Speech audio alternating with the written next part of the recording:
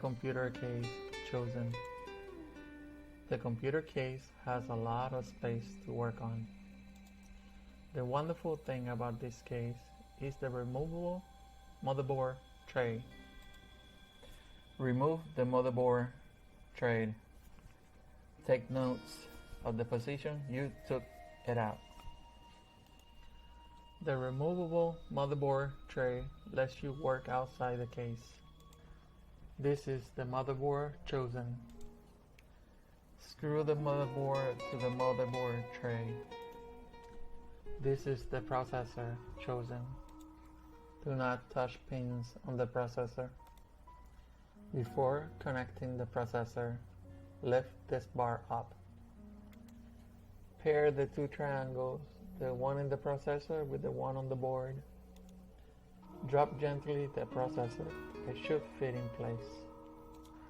Now drop this bar back in place. This is the fan that comes with the processor. Processor fan comes with grease. Do not wipe off. This is the processor fan diagram.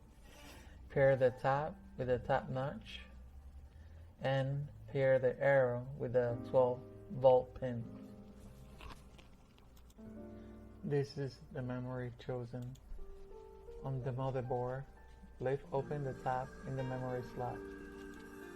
Push memory down gently. Make sure tab is all the way in the closed position. Both sides on the memory are different, only fits one way. You should have all these items connected. It's time to place back the motherboard tray back in the case. Now we'll work inside the case. This is the video card chosen. Lift open the tab in the PCI slot. Push video card down gently. The video card has two metal fangs. Be careful with the motherboard. Make sure the PCI tab is in the closed position. Use the corresponding screws to secure the video card to the case. You should have all these items connected. Use the drive tray to add the solid-state drive. Use the SATA cables to connect the solid-state drive to the motherboard. Add the power supply to the case. Attaching the power supply cables. Attach drive power cable. Attach ATX power cable. Attach CPU power cables. Attach PCIe power cable. Use the HDMI cable to connect the TV to the PC. This is the end of part 2.